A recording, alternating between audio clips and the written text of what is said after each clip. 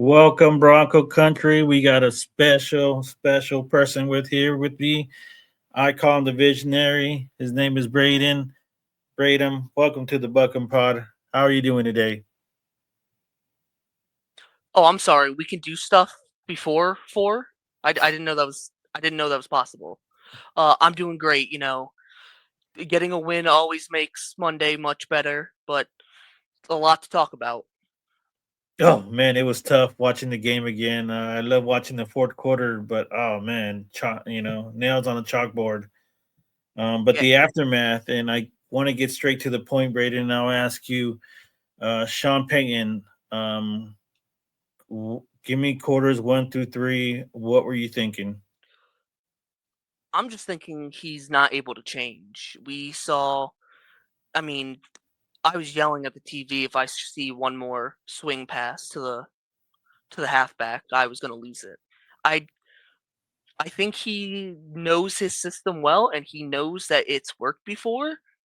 And so when he sees people struggling with it, he thinks, "I just gotta keep pushing them, and they will get better at it."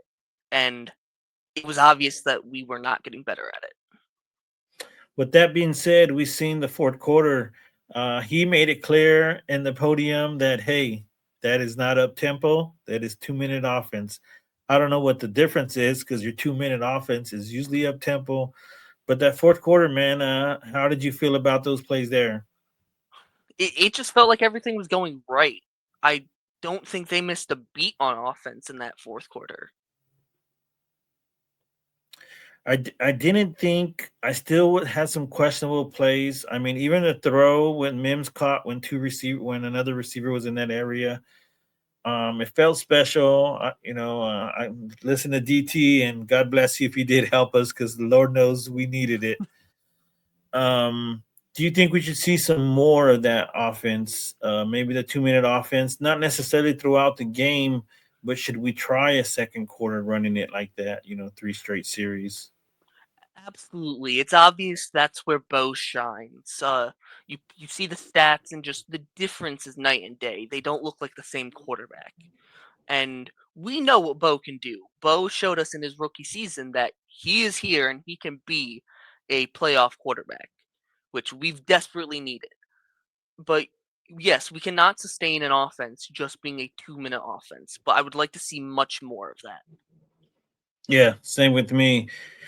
Another elephant in the room that I think we're talking about, and not too sure what's going on, but our center, Wattenberg.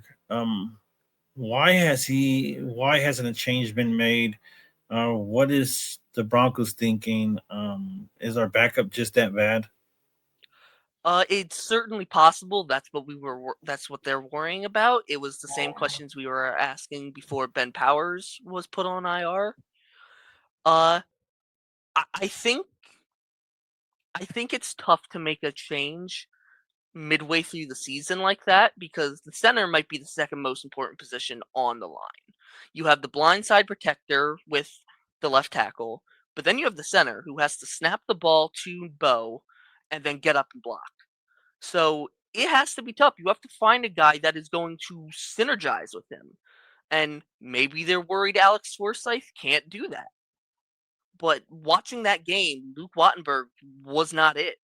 Bo had like 8 chances to look like Carson Wentz and to have the snap go over his head. If Bo was not on the ball, we could be talking about multiple fumbles.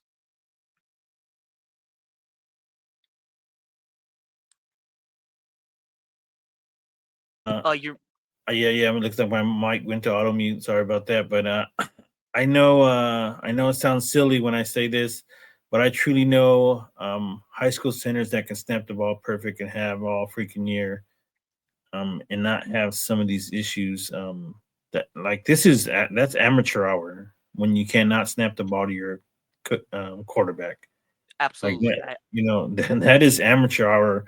I don't care if the blitz is coming. That's just something as a center that you should be able to do, and to just see it go over and over. Like at this point, man, if you can put Alex at the guard, you can find someone else to snap the ball. It's time. Um, eh, if they're serious about making a run, um, they either he needs to either super improve, and maybe he's injured and we don't know about it. So I'm starting to try to find a reason why they're okay with his performance. Right? Maybe they're hiding an injury, like they kind of did with Bo last year, and kind of explain reasons why they weren't running him. Uh, so, so I don't know, but for me, it was just it's something that needs to happen already. Now, after the game, right, and caught up in all the excitement, I freaking missed something, and of course, it's out today.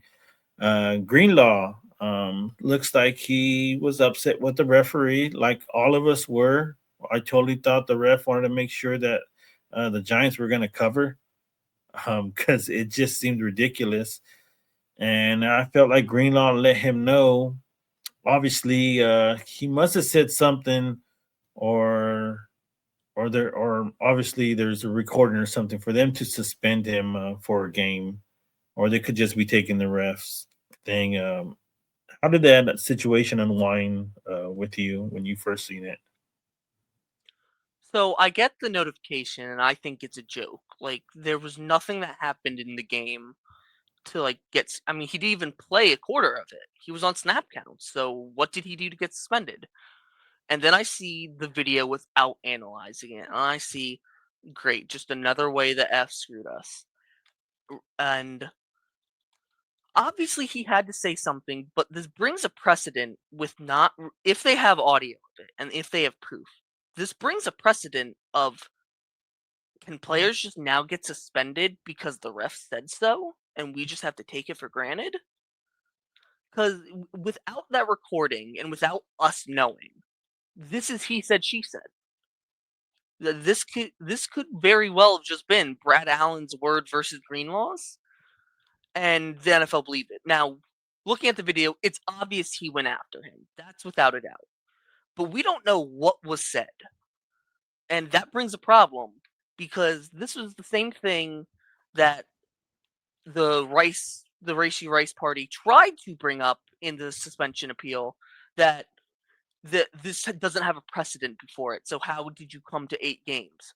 I don't remember the last time a player was suspended because they said something to a ref. It's not the best look for the NFL. And again, you analyze the video, you see the ref push Sternad, which isn't against the rules, but it brings up like if a player did that to a ref, they would also be suspended. So it brings up a bad taste in Broncos fans' mouths. Yeah, first I don't like the look of it. That kind of bothered me. But not only that is I seen the way refs will treat the rest of the officials will treat the player now that he did that to one of their own. And so I don't like that for the Broncos either. I'll say this though, the NFL has the top of the line technology. There's no doubt in my mind that they have audio of it. Now they want to come and admit that the referees are recording the entire time. Um, they can. I don't think it's a big deal. In fact, I mean, we see it when they do these NFL official little clips when they're talking to players. They sound mic'd up, so that's just me thinking that they're recording constantly everything with the officials' conversations and all.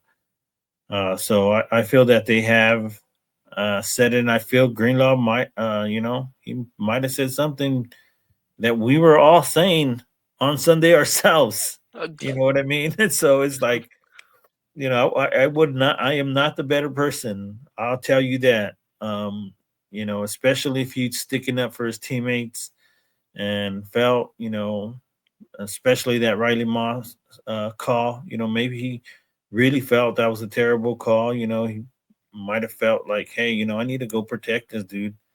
He's been attacked all year. He finally does great, and you guys still screw him. Um, yeah, there's a sports personality called Bomani Jones, and he kind of encapsulated it perfectly. I've not been the biggest fan of Riley Moss, but Riley Moss played a near perfect game, and On that DPI call, Bomani Jones described it as almost profiling against Riley. Like, I don't know what the refs wanted him to do. When you slow it down, it looks like the receiver does more pass interference than Moss. Yeah, he did everything you asked for. He turned his head, like you're saying. He turned his head and he did everything perfect like you're supposed to, and they still threw the flag on him. It was ridiculous.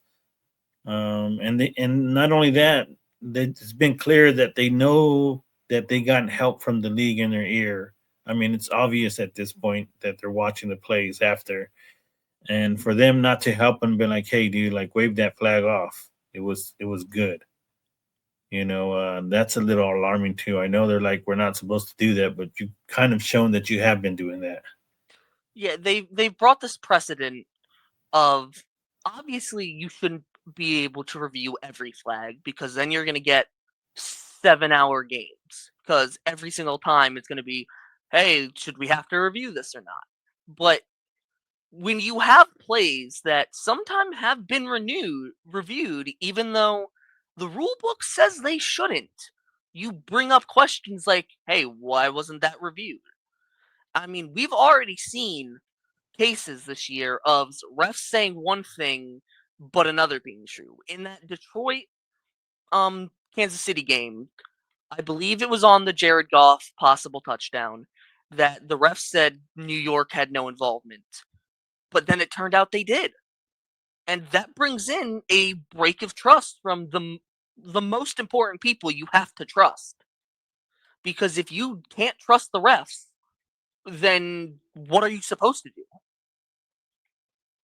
Yeah, and I'm actually the way I've been seeing them use it for the most part. I'm kind of okay. Of course, I felt that they were been using it already, um, except they're just not saying it because I've seen them clean a lot of calls up that they normally wouldn't. They come and talk and then they wave off the flag. But I feel like, all right, the league just said, hey, like yeah, you were way off, And my thing is, why I've been okay with it because they're still keeping the tempo up. So we're not getting 7-hour games. But right, the minute they have to admit that they're doing it, we're gonna get 7-hour games. Yeah, So I'm like, keep doing it the way you're doing it for the most part, but be consistent because they weren't consistent on Sunday with the Broncos. And like I say, that game was weird. I mean, I'm watching it, the tip ball that Franklin gets. Um, then I watch the tip ball uh, for that the tight end gets for the Giants, and I'm like, what the hell's going on, man? We had it, and what a game, man. Any final thoughts on the game in general before we move on to next week? I think this is a game that you don't throw in the trash, but it's not the most important thing on your mind because this was a jet lag team. The Broncos came off one of their most difficult stretches that we've seen in a while. They go prime time to a short week in Philly to London back to home. That's a lot of traveling to do. So this is a possible tired team, especially without having that bye. So I think, of course, you have to review this game, especially with how they played the 3 quarters. But I don't think this is like the end of the world coming for the Broncos. Yeah, and you bring up a lot of great points. My message is to Sean Payton, like, let Bo be Bo. Um, Go find the place on the stuff he likes. Start catering to him. He's shown that he can do some things, especially with running the ball. I think it was just a now hindsight. He should realize it was a dumb idea not to get the bye after this week. Like you say, the jet lag. Like I'm not too sure what he's thinking for his team, because this will still carry on to next week. Um, so I say keep it simple, Sean. When you do, it still goes good. Um, I think he's Sean Payne is a great coach. I think he's fallen off as a coordinator a little bit. Um, So I'm hoping, you know, his stubbornness will go away. But thank you for everybody for watching. Please like and subscribe. We have spaces on Sunday, so go check them out. And like we say, if it ain't about the Broncos, buck 'em. Buck 'em.